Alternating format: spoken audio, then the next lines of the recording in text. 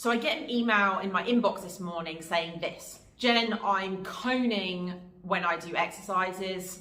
Can I still do the strength work? Now, the only context that I have is this is somebody doing my 10-day postpartum challenge. But that's it. There's no more context than that.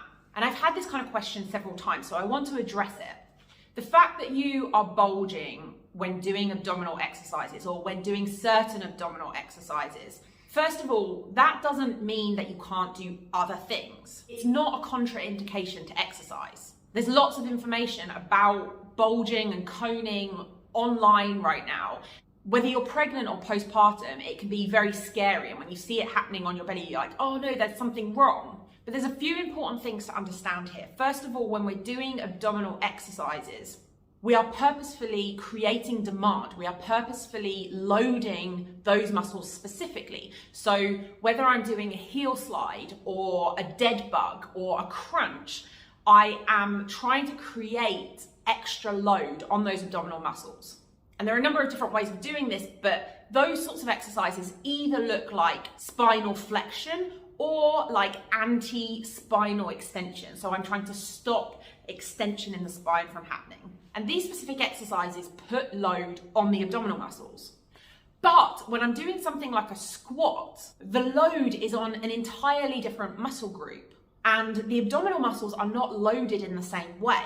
So even if you have a really wide diastasis and really weak abdominal muscles, or if you're heavily pregnant and unable to do a crunch without the doming happening, that doesn't mean that you can't do other exercises like a squat or a row or a shoulder press. There's far less demand on those abdominal muscles. Secondly, I would want to ask, well, what exercises are you bulging in?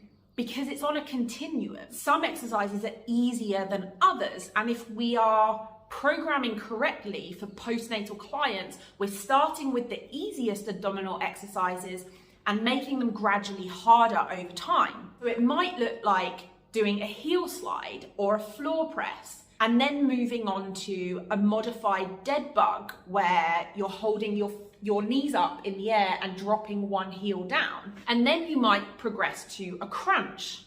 So which exercises are you bulging in? Are you bulging when you're doing a heel slide?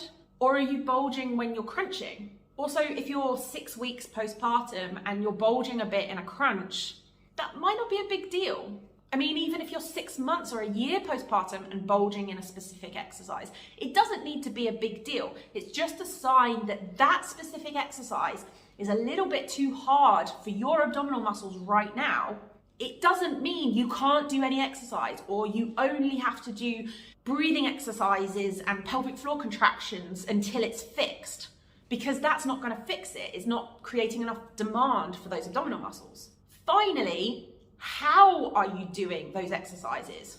Because there may be a way of thinking about what you're doing or focusing on what you're doing, or a certain cue or a certain way of using your abdominal muscles that allows you to do the exact same exercise without the bulging happening. So if this is you, if you're having a freak out about bulging during pregnancy or in the postpartum period, if you see your abdominal muscles bulging in certain exercises, please don't think that there's something wrong with your abdominal muscles and that you just can't do any exercise. And do the following.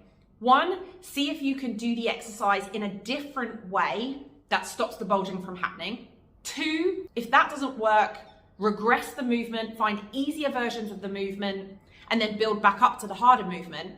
3, don't be scared of doing other exercises that load other muscles like your back, your bum, your legs, your arms. Again, it's about finding the middle ground and not going too far one way or the other.